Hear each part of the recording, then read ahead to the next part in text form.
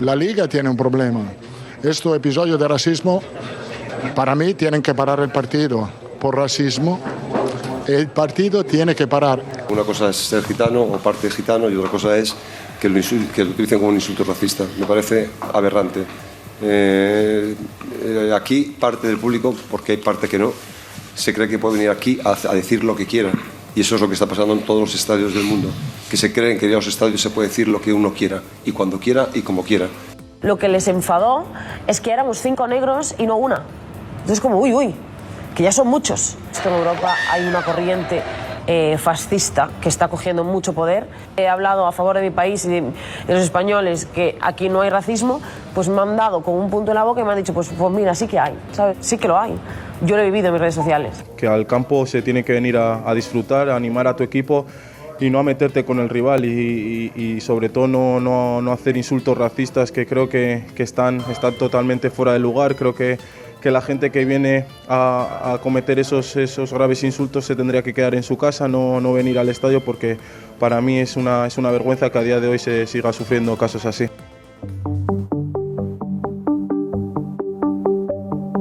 El racismo está en la calle, y en los terrenos de juego y en las gradas. Hemos escuchado casos que han salpicado a estrellas globales como Vinicius, tal como contaba el que era su entrenador Carlo Ancelotti, en la célebre rueda de prensa que dio tras un partido cargado de polémica, de insultos racistas y de gritos de lamentablemente, esto es un clásico en nuestras gradas. Hemos oído a la medallista olímpica Ana Peleteiro contarnos cómo tiene que lidiar con el acoso constante que sufre en redes por su color de piel y por su activo posicionamiento antirracista. Y hemos escuchado también a Iñaki Williams, capitán del Athletic de Bilbao, reclamar algo tan básico como que la gente que vaya al campo vaya solo a animar. Pero estas declaraciones, sobre todo, nos invitan a una reflexión un tanto escalofriante. Si figuras como Vinicius, Ana Peleteiro o los hermanos Williams viven la discriminación incluso siendo profesionales al más alto nivel, ¿qué pasa en los barrios, en los equipos amateurs, en las ligas de distrito? ¿Qué pasa con los niños y las niñas que solo quieren jugar?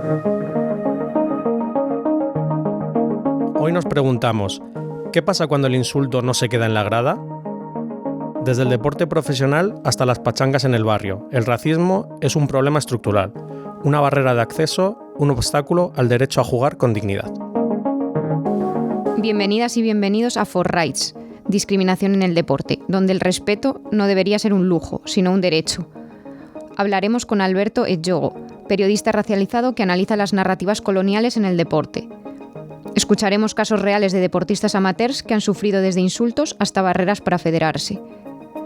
Y conoceremos qué recursos existen, protocolos de denuncia de la Liga, la ley contra el racismo en el deporte y mecanismos jurídicos. Vamos con el saque inicial.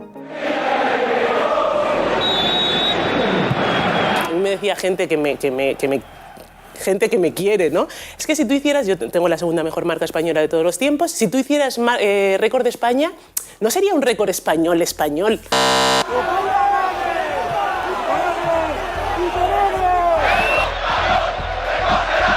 La Policía Nacional ha detenido a 3 personas como presuntas responsables de un delito contra la integridad moral al proferir insultos racistas contra 2 jugadores de fútbol.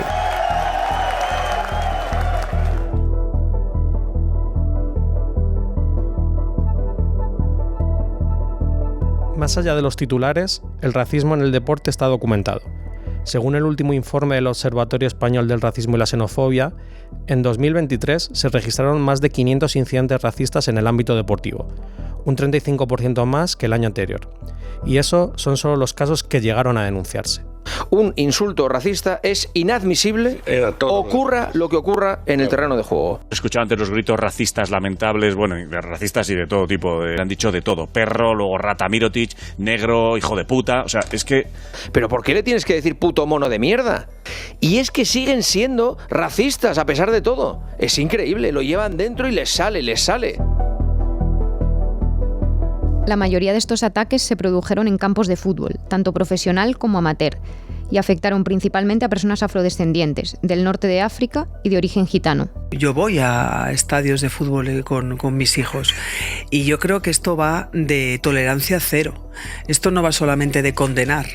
Esto va también de combatir y esto va de que o se es racista o se es antirracista. Ya no podemos quedarnos con medias tintas, ¿no?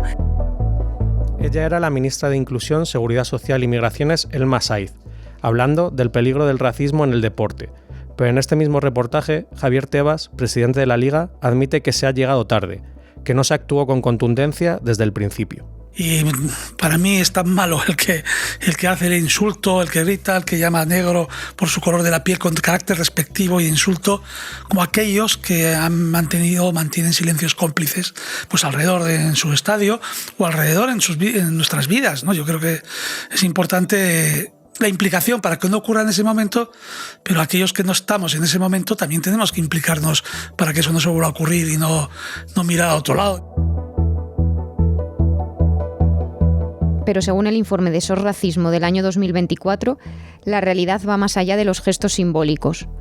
Aún hay falta de formación antirracista en árbitros, falta de protección en categorías base y una infradenuncia crónica por miedo a represalias o normalización del racismo en los campos. ¿De verdad son solo cosas del fútbol o es hora de dejar de mirar hacia otro lado?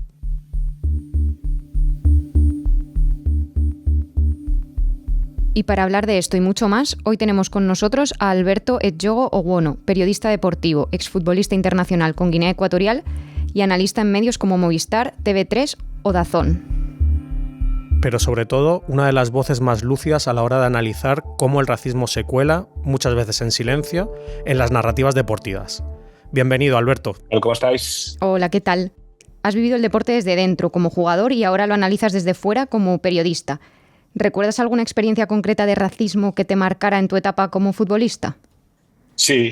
Yo fui futbolista, como decís, soy del año 1984, por lo tanto, todo lo que abarca desde principios de los 2000 y esa década 2000-2010, pues la pasé jugando al fútbol. Recuerdo una anécdota en la Comunitat Valenciana. Yo era jugador del Olympique de Xàtiva, que es un equipo valenciano, y mi compañero de equipo de delantera era Edwin Congo, ¿no? Un futbolista colombiano, negro, y bueno, nosotros siempre íbamos juntos, nos hacíamos llamar a tono jocoso el lado oscuro, ¿no? Porque siempre hacíamos esa broma con respecto a nuestro tono de piel, y en un partido pues empezó a haber mucha revuelta en un sector de la grada, haciéndonos pues típicos gritos de mono, insultos bastante feos y humillantes, y nosotros pues de alguna manera decidimos, en lugar de enfrentarnos a esa situación, decidimos pues que queríamos que el partido acabara y siguiera adelante, ¿no? El árbitro nos pidió varias veces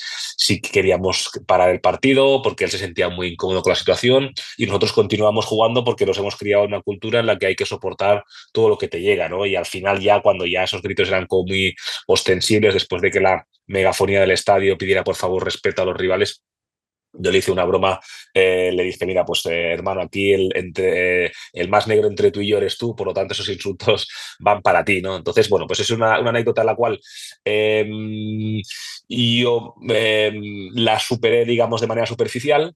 Intenté ponerle ese punto de humor y desenfado, digamos, para de alguna manera esquivar, ¿no? Ese dolor, ¿no? Y ese malestar, ¿no? que uno puede sufrir. Os podéis imaginar si 50, 100 o 120 personas te insultan de esa manera, y luego con el paso del tiempo pues evidentemente, pues reflexionando, me di cuenta de que lo ideal hubiera sido parar el partido, ¿no? Pero son situaciones donde tú estás muy caliente, situaciones donde tú no estás lúcido, y yo decidí hacerlo por ahí, ¿no? Entonces, como estas anécdotas en las que te gritan, hacen gritos de mono, vuélvete en patera, bájate del árbol, ese tipo de situaciones, pues creo que todos los jugadores racializados o mestizos o negros que hemos jugado en España, pues en esas épocas pues las hemos vivido seguro. Y Alberto, pasando a tu siguiente etapa profesional, por así decirlo, ¿cómo te ha afectado a ti el hecho de ser una figura pública racializada en los medios deportivos de comunicación? Bueno, me afecta de una manera yo creo que me afecta de una manera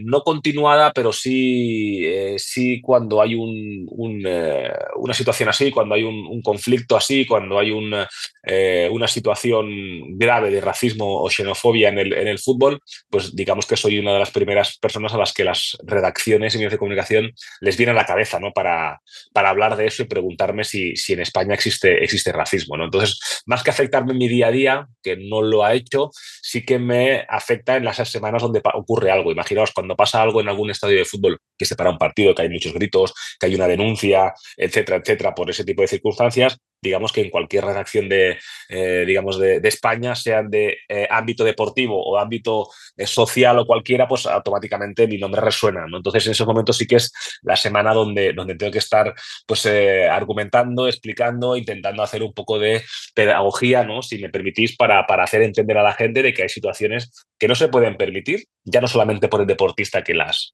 sufre, sino por el resto de la comunidad, ¿no? Que estamos en España, que de alguna manera, pues si no se toman cartas en el asunto, pues nos sentimos indefensos, ¿no? Por lo tanto, te diría que no en el día a día, pero sí en circunstancias y en momentos y episodios, digamos, de racismo y xenofobia. Y Alberto, ¿crees que el racismo se reproduce también en la forma en la que los medios deportivos informan o silencian ciertos temas? Bueno, sí, a ver, yo lo primero que tengo que decir es que en las grandes redacciones de medios de comunicación, cuando he tenido oportunidad de hacer mesas redondas o moderar alguna mesa de expertos con responsables de redacciones de medios de comunicación, yo siempre les pregunto al principio, siempre les digo, bueno, ¿cuánta gente racializada tenéis en la redacción?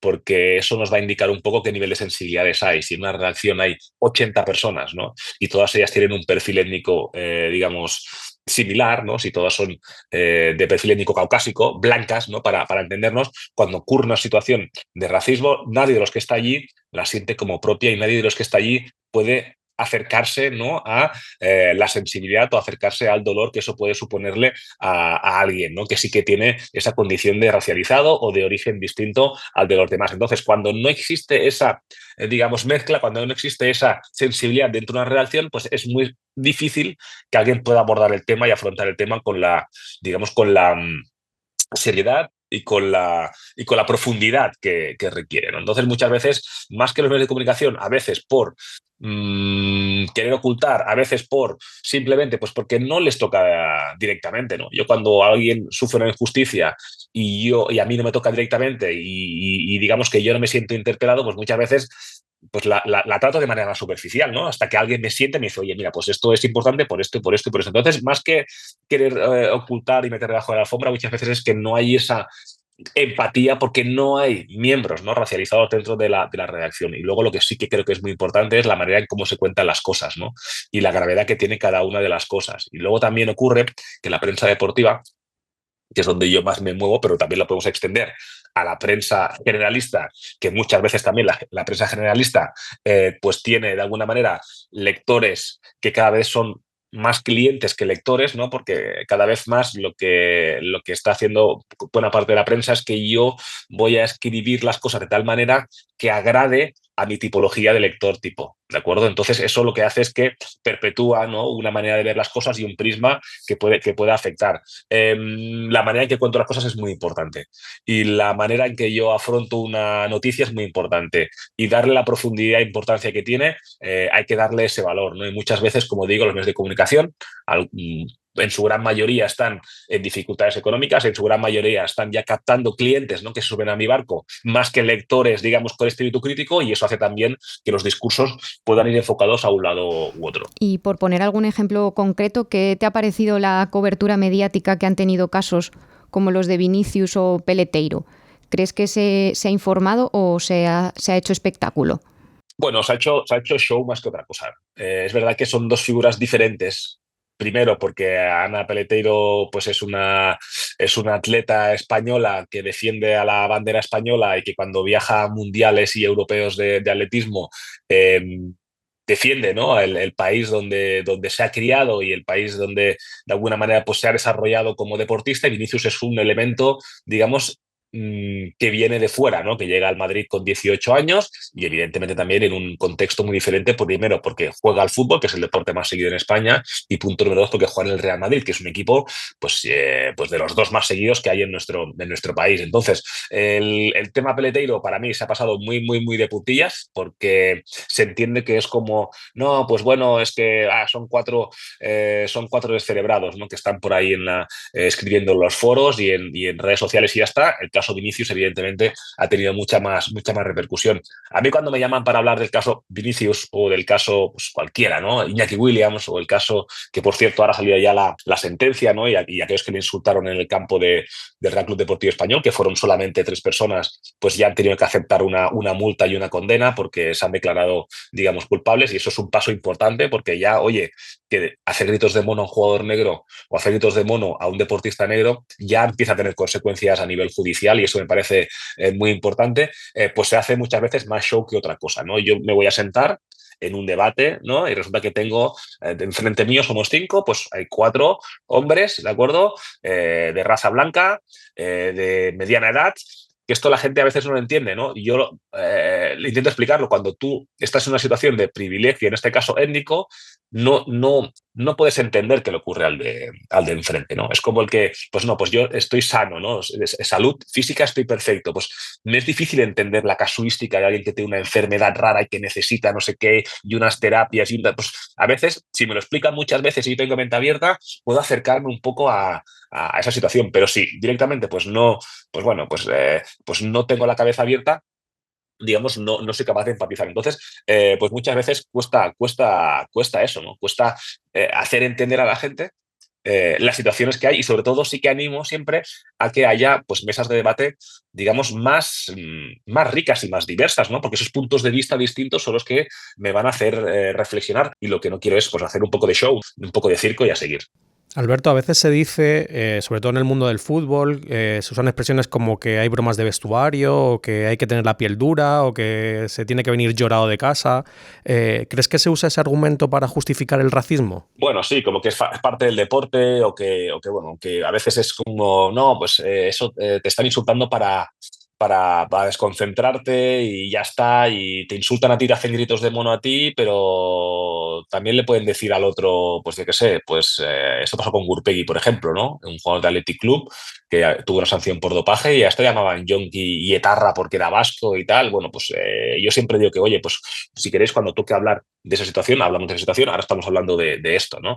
Entonces, nosotros, yo hablo por mí, me crié en los 80, como os he dicho, 80, 90, se nos crió de una manera en la que no debíamos mostrar nuestros sentimientos, ¿no? Nuestros padres, hablo en mi caso en particular, pero seguramente los que nos escuchen también será su caso, son padres que han emigrado, pues ya sea desde Latinoamérica, Centroamérica o incluso desde África, ¿no? Como es mi caso. Entonces, ellos, cuando se han establecido en España, han tenido que sufrir muchas dificultades, ¿no? Han tenido que intentar equipararse a la gente local, han tenido que intentar demostrar siempre más, siempre han estado con la sospecha de que, uy, a qué viene y demás. Entonces siempre los han criado a sus hijos, ¿no? De tal manera que tú tienes que ser más duro, tienes que tener la piel más dura y tienes que resistir, porque si en algún momento dado tú empiezas a quejarte o empiezas de alguna manera a mostrar esa emoción, esa sensibilidad, empiezas a ser un elemento débil, ¿no? Y empiezas a ser un elemento que molestas, y empiezas a ser un elemento ya que eres objeto como de que ya hay incomodidad dentro de un grupo porque hay uno al que le hacemos la broma de siempre y se rebota, ¿no? Entonces, como que nuestros padres, al menos en mi caso mi padre, siempre ha querido que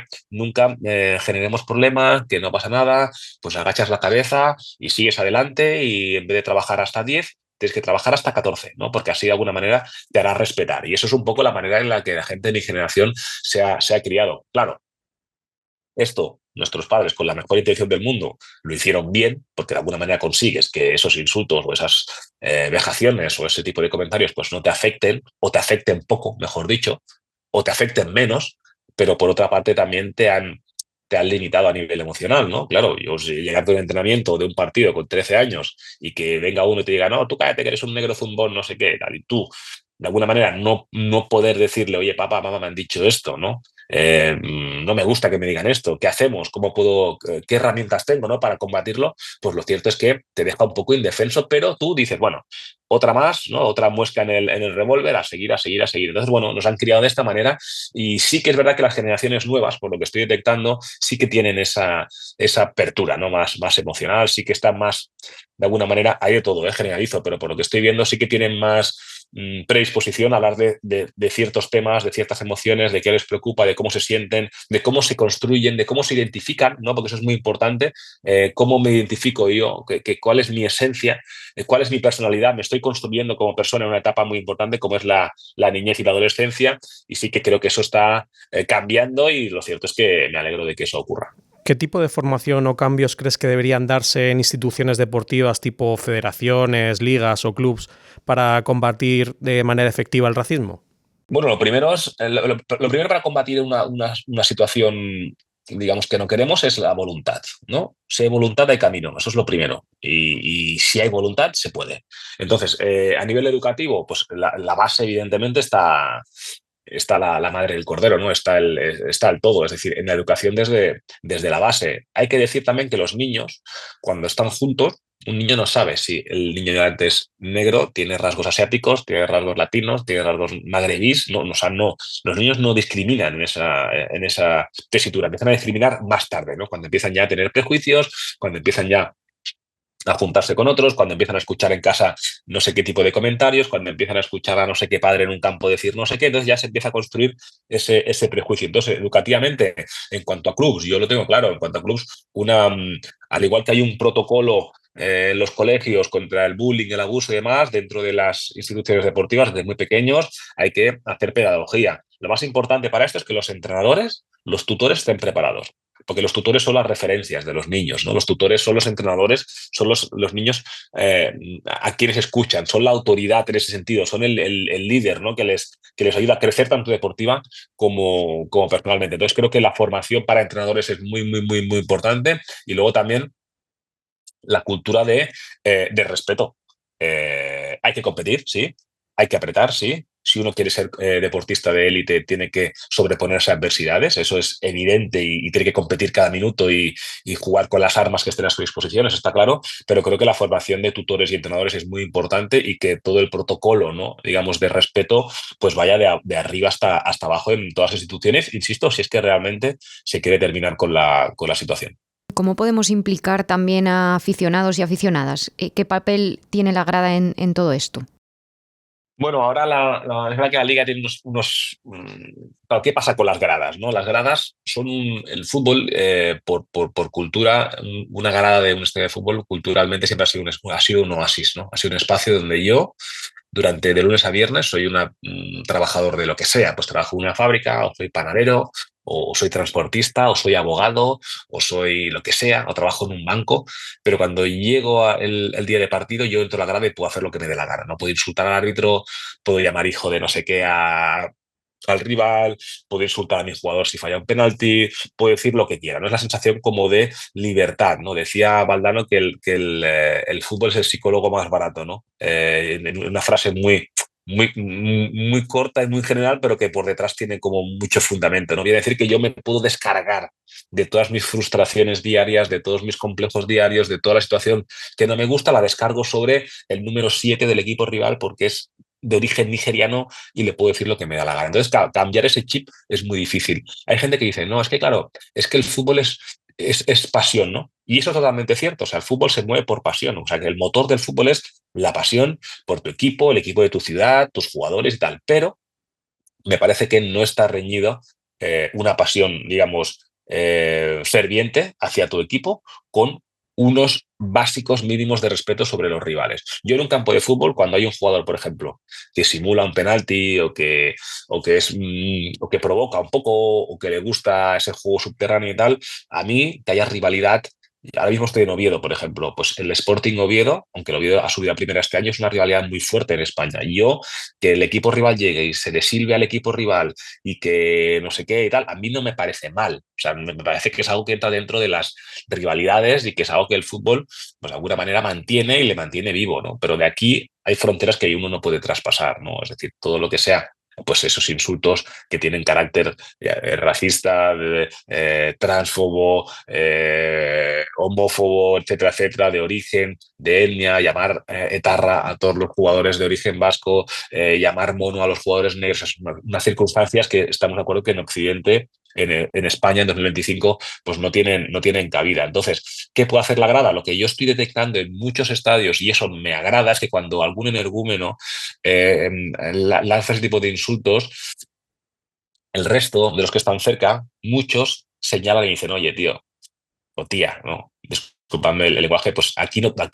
pintas nada, ¿no? ¿Por qué? Porque si yo soy aficionado de X equipo, yo no quiero que a mí me identifiquen con una persona al lado que está haciendo ese tipo de insultos y está diciéndole a los jugadores negros, pues negro de mierda, eres un mono, chimpancé o lo que sea. Entonces, creo que la respuesta principal es la no indiferencia, ¿no? Es decir, hemos pasado de insultar, hemos pasado a que ya muy pocos insultan, o mejor dicho, menos insultan, y los otros callan, y el siguiente escenario es que a los pocos que insulten, los demás le hagan ese vacío y le hagan entender de que aquí no pintas nada, ¿no? Pero ya no solamente por respeto al jugador, en este caso negro del equipo rival, o incluso propio, que también, sino también porque yo egoístamente, como aficionado de X equipo, no quiero que a mí se me identifique con este tipo de gente y no quiero salir mañana en los deportes de no sé qué y que digan que en mi estadio se hacen gritos racistas y no quiero formar parte de esto. Por lo tanto, creo que ese es el siguiente nivel, el siguiente paso. Lo he visto en varias ocasiones y espero que eso se reproduzca. Alberto, ¿conoces iniciativas que estén trabajando bien la diversidad y el antirracismo en el deporte desde la base?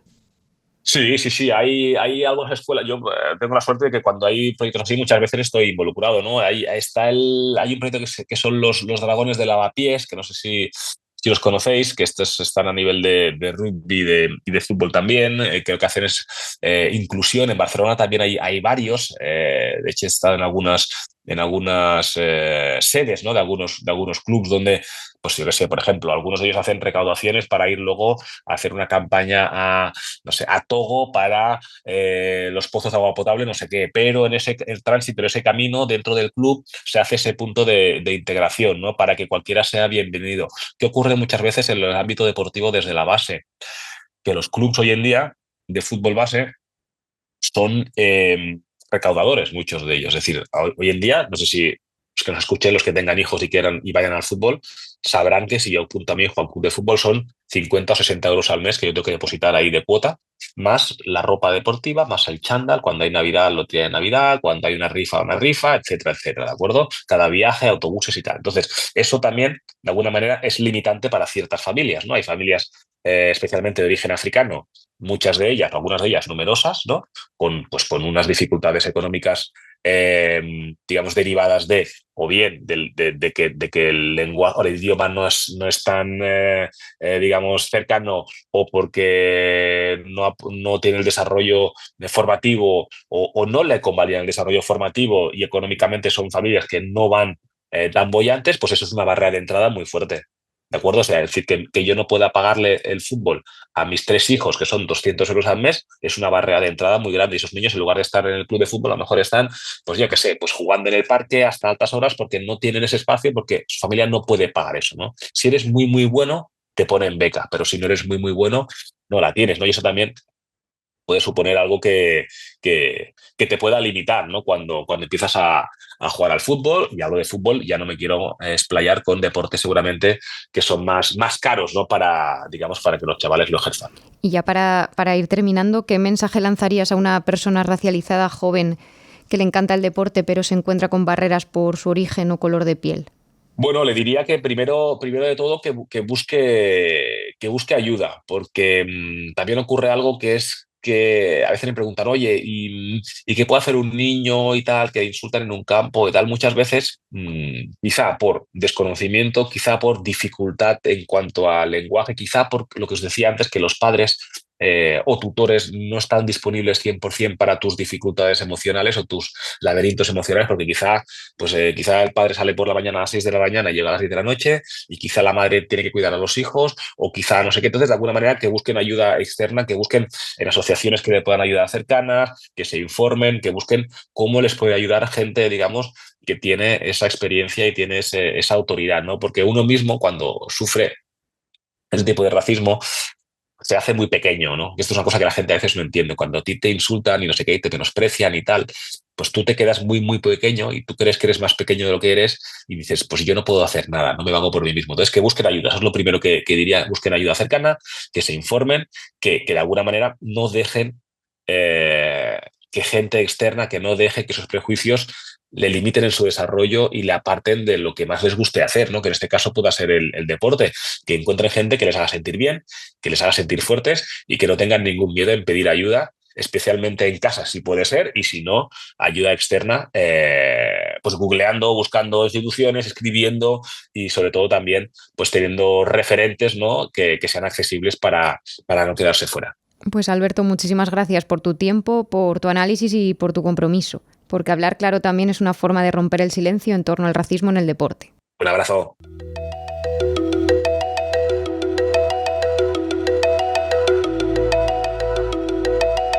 Y ahora vamos del análisis a la realidad más cotidiana. Porque si bien las grandes competiciones y los focos médicos son importantes, muchas veces las agresiones, el racismo y la falta de respuesta institucional ocurren en los márgenes. En los campos de barrio, en las ligas juveniles, en los partidos de los domingos donde también se actúa. Por eso, hemos salido a preguntarle a quienes lo viven en primera persona. Jugadores y jugadoras del Club Dragones de Lavapiés, un equipo comprometido con la diversidad y la inclusión que nos han contado algunas de sus experiencias. Vamos con sus voces. ¿Cuántos años llevas en Dragones? Uy, espera, que tengo que pensar. Ponle 8 años o más. ¿Tú recuerdas tu primer día en el club? Me acuerdo que tenía como 7 años. Me acogieron muy bien. ¿Y qué significa para ti jugar en los Dragones? Que es un equipo ganador, bueno, luchador. Ay, yo es que me estoy como con mi familia. Sobre todo igualdad, porque hay todo tipo de personas. ¿Cómo describirías al equipo para alguien que no lo conoce? Es un equipo de fútbol muy inclusivo. Hay gente de todo tipo, de todos lados, ya no solo racialmente hablando, sino que hay gente del colectivo, gente con discapacidades, entonces hay de todo. En 8 años que llevas jugando en Dragones de Lavapiés, ¿alguna vez has vivido o has presenciado un comentario racista o una situación de discriminación en un partido o en un entrenamiento? Sí, siempre se ven. Ahora que soy más mayor, me percato mucho más de los comentarios racistas, por llamarlo de alguna manera, esos microracismos, que cuando tú le dices a alguien, no, eso está mal porque es racista, dice, no, pero si no he dicho nada, solo he dicho esto. Ya, pero eso está siendo racista. Como los típicos apodos a la hora de señalizar a alguien, yo soy marroquí, bueno, de origen marroquí. Entonces te dicen mora, o el moro ese, o directamente el negro ese. No, bro, o sea... A mí en un partido que me llamaron moro, pero aunque no soy español, no tengo ninguna familia marroquí, solo por cómo me veo. Por tu aspecto. Sí. Esos comentarios, quieras o no, afectan al jugador y a su rendimiento, porque haces un daño emocional muy grande. Esto pasa siempre, pasa más en los partidos y no son comentarios que hagan entre ellos, así en bajo, y que no vayan a hacer daño, es que son comentarios que hacen adrede a gritos. Incluso que el entrenador a la hora de mandar cosas, ¿cómo te va a ganar un moro que viene no sé qué? ¿Cómo te va a ganar un negro que no sé qué? Cuando estás tú en tu campo. ¿Qué crees que deberían de hacer, por ejemplo, un árbitro o un entrenador? ¿Crees que deberían parar el partido? Parar el partido para que no lo vuelvan a hacer o llamarle la atención a los aficionados. El árbitro debería ser el que frenara todo y ser el que dijera, no, paramos, esa gente de allí se tiene que ir porque está faltando al respeto a un jugador y esto influencia en su rendimiento. Echarles y parar el partido hasta que se vaya.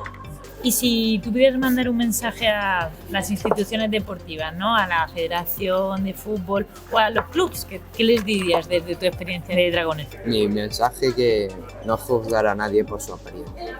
Yo creo que los equipos de fútbol así grandes deberían ser un portavoz, porque al final está llegando a niveles de que tú no puedes tener una liga nacional sin que haya insultos y denigraciones a personas que no sean blancas.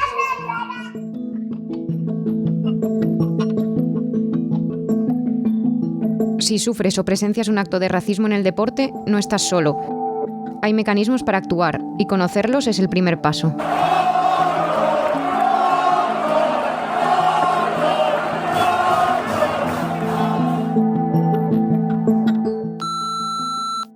Siempre recibo insultos cuando juego un partido de liga local.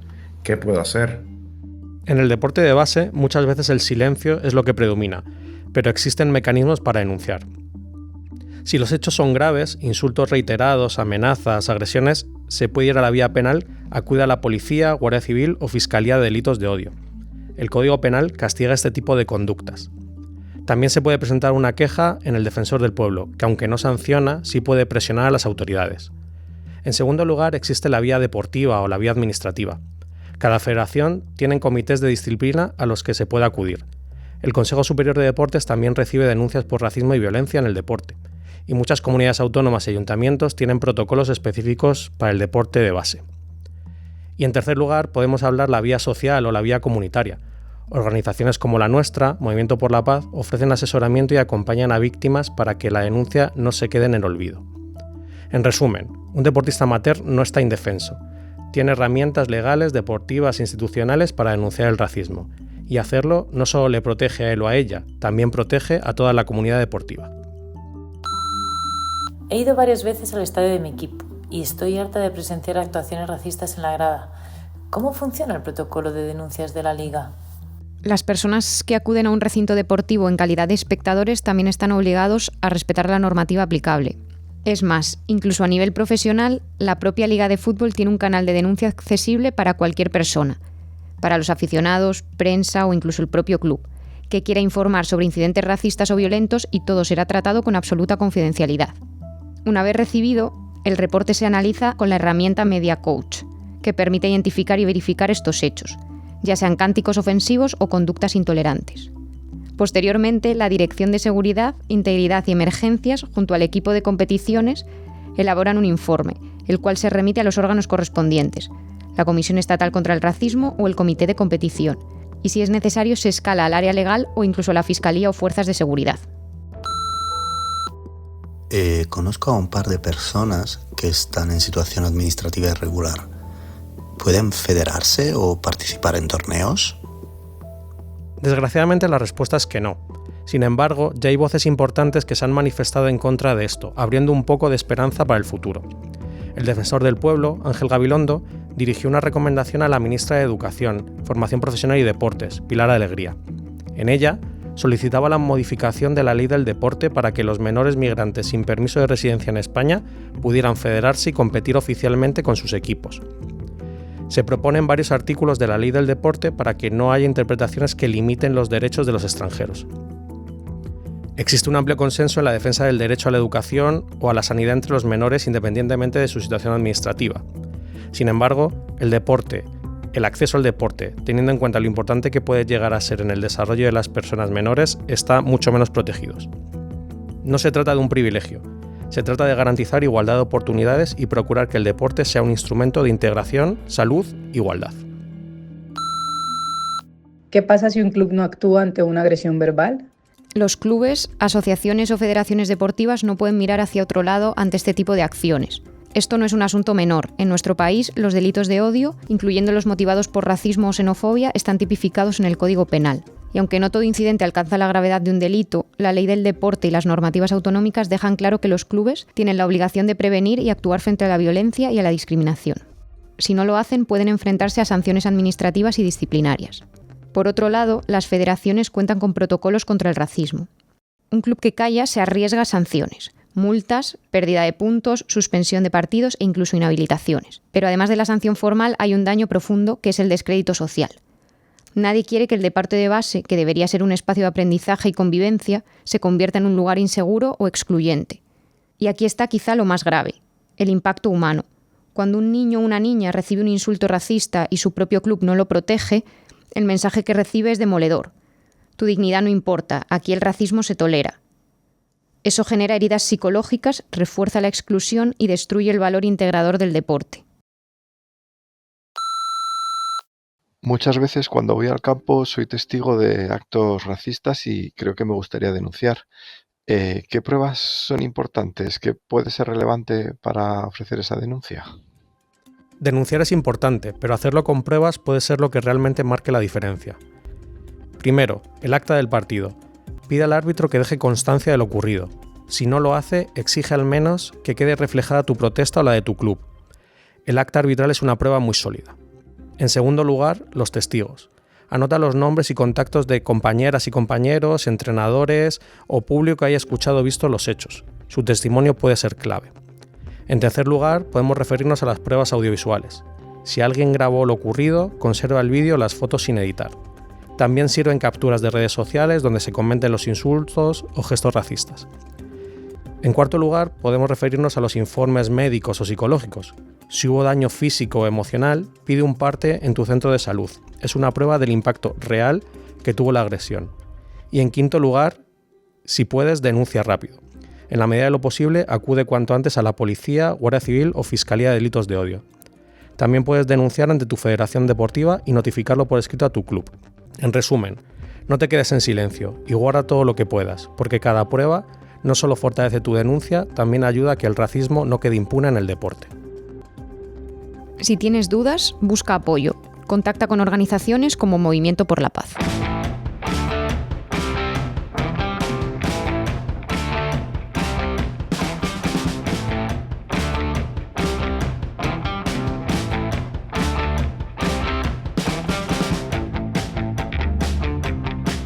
Hoy hemos hablado del racismo en el deporte, de lo que pasa en los estadios y en los campos de barrio, de lo que se grita desde la grada y de lo que se silencia en los vestuarios.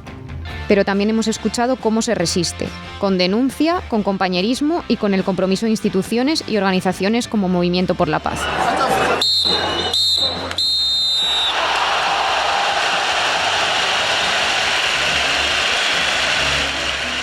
El racismo es una estructura que atraviesa todos los ámbitos, y también en Internet. Por eso, en el próximo episodio hablaremos de discriminación en entornos digitales, de cómo las redes sociales, los foros y las plataformas tecnológicas amplifican el discurso de odio y permiten que el racismo se disfrace de libertad de expresión. Y recuerda que si estás sufriendo cualquier tipo de discriminación racial o étnica y quieres recibir asesoramiento legal, puedes acudir a cualquiera de las oficinas que MPDL tiene en España. Puedes encontrar sus direcciones y vías de contacto en nuestra web www.mpdl.org. Gracias y hasta pronto. For Rights es un podcast que forma parte del proyecto Infrared, Red de Atención y Difusión de Derechos para Víctimas de Incidentes de Discriminación por Origen Racial o Étnico, financiado por el Ministerio de Inclusión, Seguridad Social y Migraciones, cofinanciado por fondos de la Unión Europea.